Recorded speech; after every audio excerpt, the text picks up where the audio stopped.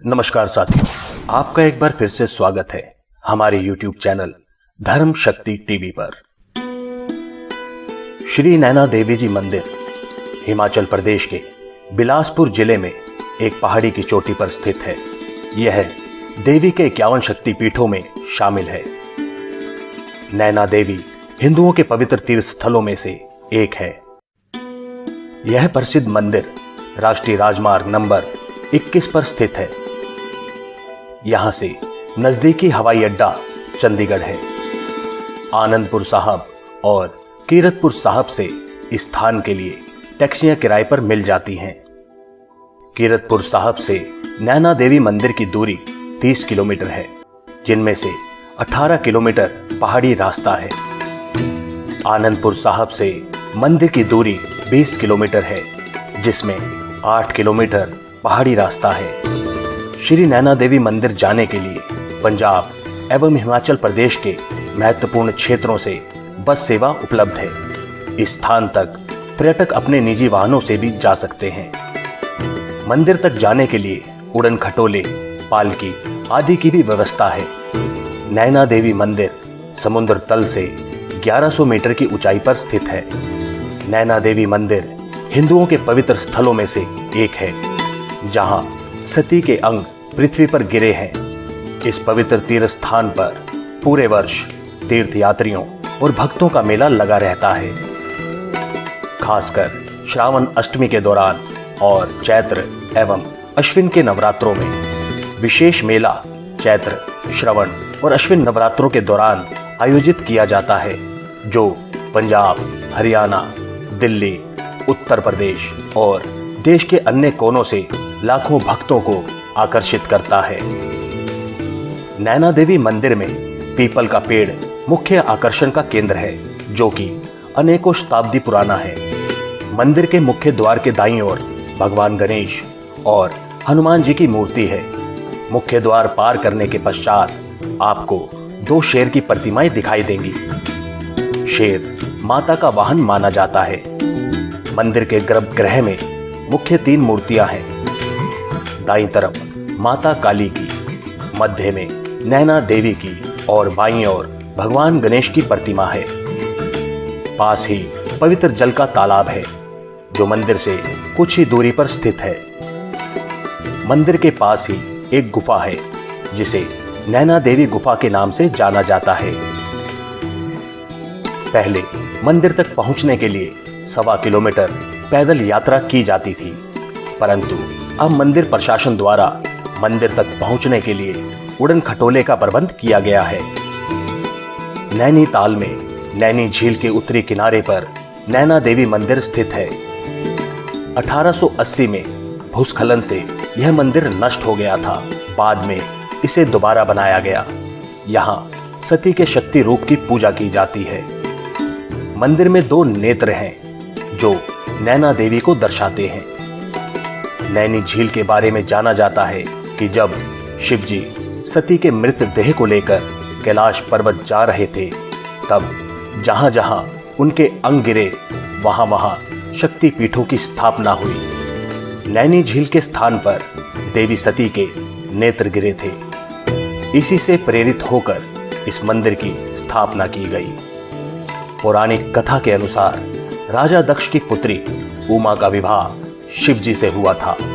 शिव को दक्ष प्रजापति पसंद नहीं करते थे, परंतु वह देवताओं के आग्रह को टाल नहीं सकते थे। इसलिए उन्होंने अपनी पुत्री का विवाह ना चाहते हुए भी शिव जी के साथ कर दिया था। शिव के ससुर राजा दक्ष ने यज्ञ का आयोजन किया। दक्ष प्रजापति ने सभी देवताओं को अपने यहाँ यज्ञ में बुलाया, परंतु अपने दामाद शिव और बेटी उमा को निमंत्रण नहीं दिया, क्योंकि वह शिव को अपने बराबर का नहीं समझते थे। यह बात सती को काफी बुरी लगी और वह बिना बुलाए यज्ञ में पहुंच गई। सती हरिद्वार स्थित कनर वन में अपने पिता के यज्ञ में सभी देवताओं का सम्मान और अपने पति और अपना निरादर होते हुए देखा तो वह अत्यंत दुखी हो गई। यज्ञ स्थल पर शिव का काफी अपमान किया गया, जिसे सती सहन ना कर सकी और वह यज्ञ के हवन कुंड में यह कहते हुए कूद पड़ी कि मैं अगले जन्म में भी शिव को ही अपना पति बनाऊंगी।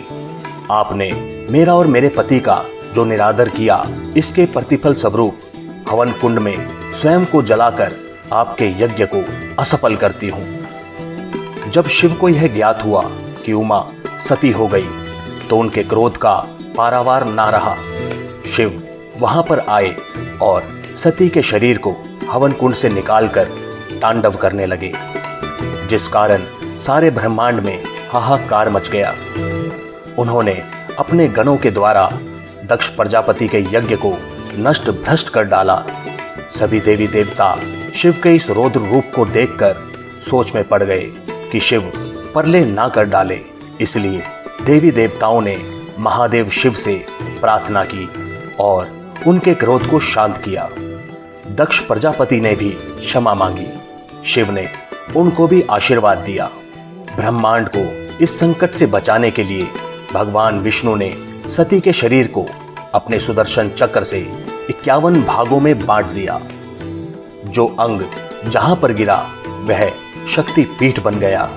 कोलकाता में केश गिरने के कारण महाकाली, नगरकोट में ब्रिजेश्वरी, ज्वालामुखी में जिव्या गिरने के कारण ज्वाला देवी, हरियाणा के पंचकुला के पास मस्तिष्क का अग्रिम भाग गिरने के कारण मनसा देवी, कुरुक्षेत्र में टखना गिरने के कारण भद्रकाली, सहारनपुर के पास शिवालिक पर्वत पर शीश गिरने के कारण शाकंभरी देवी, कराची के पास ब्रह्मरंध गिरने से हिंगलाज भवानी, आसाम में कोख गिरने से कामाख्या देवी, चरणों के कुछ अंग गिरने के कारण चिंतपूर्णी आदि शक्तिपीठ बन गए।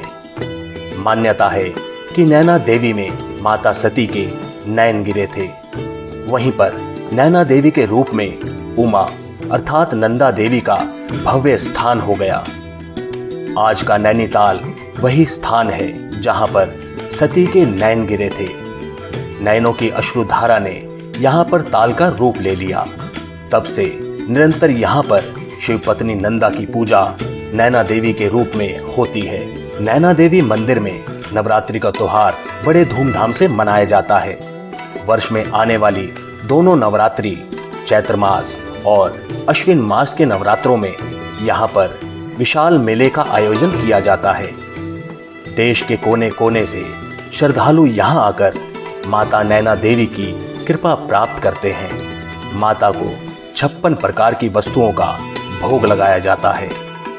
श्रावण अष्टमी को यहाँ पर भव्य व आकर्षक मेले का आयोजन किया जाता है। नवरात्रि में आने वाले श्रद्धालुओं की संख्या दोगुनी हो जाती है।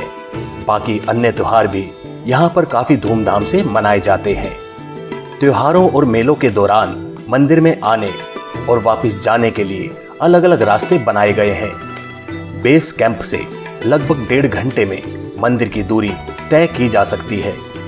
श्रद्धालु जयकारा लगाते हुए पैदल पहाड़ी चढ़ते हैं। इस मंदिर में पूरे साल भक्तों का आना जाना लगा रहता है।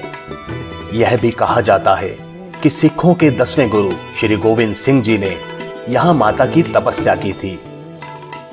मान्यता है कि तपस्या व हवन से खुश होकर मां भवानी ने स्वयं प्रकट होकर गुरु गोविंद सिंह जी को प्रसाद के रूप में तलवार भेंट की थी और गुरु जी को वरदान दिया था कि हमेशा तुम्हारी विजय होगी और इस धरती पर तुम्हारा पंथ सदैव चलता रहेगा।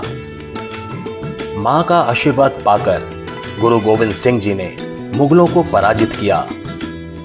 हवन आदि के पश्चात जब गुरु गोविंद सिंह जी आनंदपुर साहब की ओर जाने लगे तो उन्होंने अपने तीर की नोक से तांबे की एक प्लेट पर अपने पुरोहित को हुक्मनामा लिख कर दिया, जो आज भी नैना देवी मंदिर के पंडित के पास सुरक्षित है। हम आशा करते हैं हमारे द्वारा दी गई जानकारी आपको पसंद आई होगी। हमारे YouTube चैनल धर्म शक्ति टीवी को सब्सक्राइब, लाइक और शेयर करना ना भूलें। धन्यवाद।